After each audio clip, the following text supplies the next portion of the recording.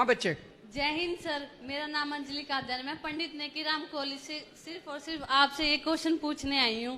सबसे पहले आपका मैं बहुत दिल से आभार करती हूँ कि आपने मुझे ये मौका दिया। सर, एक देश नंबर 1 तभी बन सकता है जब एक देश की बेटी नंबर 1 बने, क्योंकि सर हमें एक सिक्योरिटी की जरूरत होती है। जब हम अपने घर से बाहर निकलते हैं सर, हम अपने माँ बाप को कह के कि हम बाहर निकल रहे हैं और हमें वहाँ पे सिक्योरिटी नहीं मिल रही कि हमारे हो रहे हैं ये, तो सर ये जरूर होना चाहिए सर। बिल्कुल बिल्कुल सर, ये बात हमारे दिल की बात है। मैं सहमत हूँ। ये इनके दिल की बात इन्होंने अपनी नहीं, बल्कि जितनी बेटियां आज अपने घर से कॉलेज के लिए निकलती है, किसी काम के लिए निकलती है, उनके माँ बाप को इतनी चिंता रहती है कि पता नहीं सुरक्षित वापस आएगी क्या।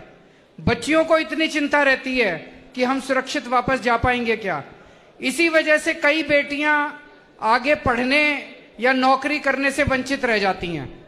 अगर हम अपनी बच्चियों को सुरक्षा नहीं दे सकते तो फिर लानत है ऐसी सरकारों के ऊपर, लानत है ऐसे सिस्टम के ऊपर।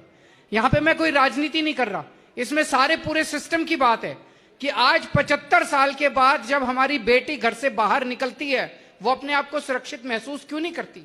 क्या हम अपने सिस्टम को दुरुस्त नहीं कर सकते? कर सकते हैं।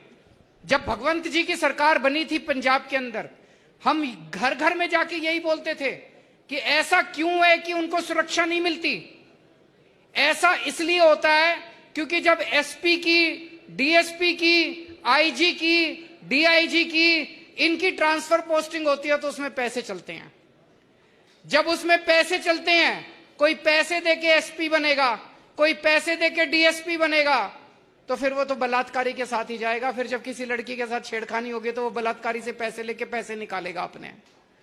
जब से ये बने हैं, एक भी ट्रांसफर पोस्टिंग में, पुलिस की एक भी ट्रांसफर पोस्टिंग में पंजाब में पैसे नहीं चलते। जाके पूछ लो किसी से भी।